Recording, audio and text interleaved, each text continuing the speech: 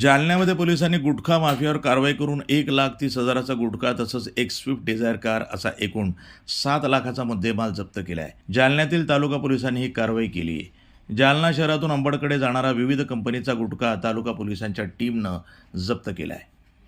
1,32,000 रुपयांचा गुटखा आणि Swift Dzire गाडी देखील जप्त करण्यात आली आहे.